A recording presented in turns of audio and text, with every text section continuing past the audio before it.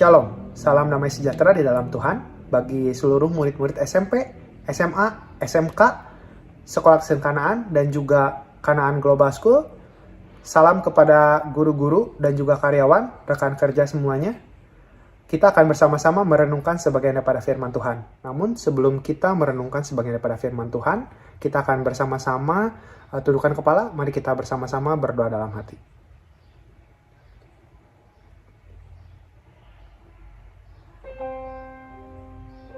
Amin. Di dalam nama Tuhan Yesus kita akan bersama-sama merenungkan sebagian daripada firman Tuhan yang diberikan judul Satu Jiwa Yang Berharga. Satu jiwa yang berharga. Nah, ketika Yesus tiba di satu tempat yang bernama Gerasa, Tuhan pernah menyembuhkan satu orang yang kerasukan setan. Ya, satu orang yang kerasukan roh jahat. Sudah lama sekali orang tersebut kerasukan roh jahat, dan pada waktu itu Tuhan menyembuhkan orang tersebut, memindahkan kawanan roh jahat itu ke kawanan babi yang sejumlahnya 2000 kawanan babi, tidak tanggung-tanggung.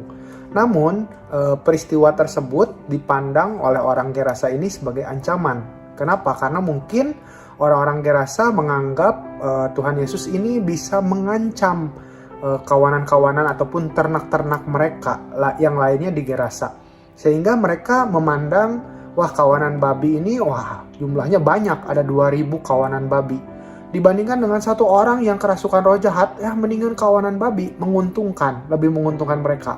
Tetapi kalau satu orang yang kerasukan, ya udahlah, biarkan saja kerasukan. Nah, tetapi Tuhan Yesus memandang dari sudut pandang yang berbeda. Tuhan Yesus memandang satu orang yang kerasukan setan itu lebih berharga dibandingkan 2000 kawanan babi. Dibandingkan berapapun jumlahnya hewan, Tuhan memandang bahwa manusia itu lebih berharga.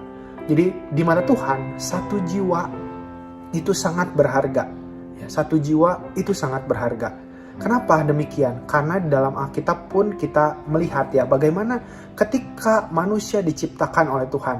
Tuhan menciptakan manusia menjadi makhluk ciptaan Tuhan yang paling sempurna. Kita akan bersama-sama melihat di dalam kitab Kejadian. Kejadian pasal yang pertama ayat yang ke-26. Kejadian pasal yang pertama ayat yang ke-26, demikian firman Tuhan berkata, "Berfirmanlah Allah, baiklah kita menjadikan manusia menurut gambar dan rupa kita, supaya mereka berkuasa atas ikan-ikan di laut dan burung-burung di udara, dan atas ternak dan atas seluruh bumi, dan atas segala binatang melata yang merayap di bumi." Nah, jadi di sini dikatakan, kita juga melihat penjelasan daripada Alkitab bahwa Tuhan menciptakan manusia itu diciptakan sebagai makhluk yang paling sempurna, sebagai makhluk ciptaan Tuhan yang paling berharga.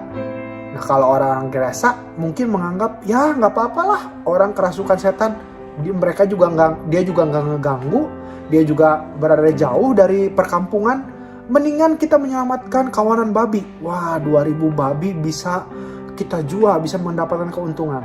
Nah, mereka tidak memandang jiwa manusia sebagai suatu hal yang berharga. Tetapi di mata Tuhan, satu jiwa itu sangat-sangat berharga. Nah, bagi kita pun sekarang, kita adalah manusia-manusia, kita adalah umat-umat Tuhan, kita adalah murid-murid Tuhan yang berharga di mata Tuhan. Ya, Tuhan begitu mengasihi kita. Ya, kita begitu diperhatikan oleh Tuhan. Kita akan melihat dari kitab Matius pasal 10 ayat 30 sampai 31. Matius pasal 10 ayat 30 sampai 31. Matius pasal 10 ayat 30 sampai 31 dikatakan demikian, dan kamu rambut kepalamu pun terhitung semuanya. Sebab itu janganlah kamu takut, karena kamu lebih berharga daripada banyak burung pipit. Satu helai rambut kita yang jatuh, Tuhan perhitungkan. Karena Tuhan begitu mengasihi umatnya. Tuhan begitu memandang satu jiwa itu berharga di mata Tuhan. Maka ketika Tuhan telah mengasihi kita, telah menghargai jiwa kita, maka kita pun wajib memberikan yang terbaik bagi Tuhan. Kita pun wajib membalas kasih Tuhan yang begitu luar biasa kepada kita. Kita dinilai, kita dipandang berharga di mata Tuhan. Maka dari itu kita mau melakukan yang terbaik. Sama seperti satu orang yang kerasukan itu setelah dia sembuh, ya, apa yang dia lakukan? Kita lihat Markus pasal yang kelima.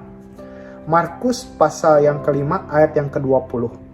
Setelah orang yang kerasukan setan itu disembuhkan, orang itu pun dikatakan dalam Markus pasal 5 ayat 20, orang itu pun pergilah dan mulai memberitakan di daerah Dekapolis segala apa yang telah diperbuat Yesus atas dirinya, dan mereka semua menjadi heran.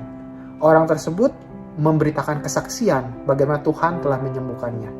Nah, kita pun karena kita dikasihi oleh Tuhan, kita dipandang berharga oleh Tuhan, kita pun mau memberikan yang terbaik bagi Tuhan. Kita akan akhiri renungan pagi pada hari ini. Kita akan bersama-sama akhiri di dalam doa. Mari kita bersama-sama tundukkan kepala, mari kita berdoa. Di dalam nama Tuhan Yesus Kristus kami berdoa. Ya Tuhan Allah Bapa kami, terima kasih atas firman-Mu yang telah mengajarkan kepada kami bahwa kami semua dipandang berharga di mata Engkau.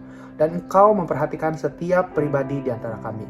Engkau memperhatikan setiap kesusahan di antara kami. Terima kasih atas berkat-Mu itu ya Tuhan. Dan kami semua mau mengambil satu tekad, mau mengambil satu komitmen untuk membahagiakan Engkau, untuk memuliakan Engkau dalam setiap tingkah langkah kami. Terima kasih atas berkat-Mu ya Tuhan. Bila sebentar kami akan melanjutkan aktivitas kami, Tuhan memimpin, Tuhan menyertai, Tuhan selalu memberkati setiap aktivitas yang kami akan laksanakan. Tuhan memberkati pribadi lepas pribadi ya Tuhan yang mendengarkan firman-Mu ini. Biarlah setiap pribadi bisa mendapatkan satu perlindungan-Mu ya Tuhan. Pribadi-pribadi yang sakit Engkau sembuhkan, Engkau jamah ya Tuhan. Engkau juga memberkati orang tua murid, Engkau juga memberkati guru-guru yang akan memimpin pelajaran pada hari ini. Terima kasih atas berkat-Mu ya Tuhan. Kami serahkan seluruh kehidupan kami hanya ke dalam tangan kasih kuasa-Mu. Terpujilah Engkau dari dulu sekarang hingga selama-lamanya. Haleluya. Amin. Sampai ketemu di renungan berikutnya. Shalom. Tuhan memberkati.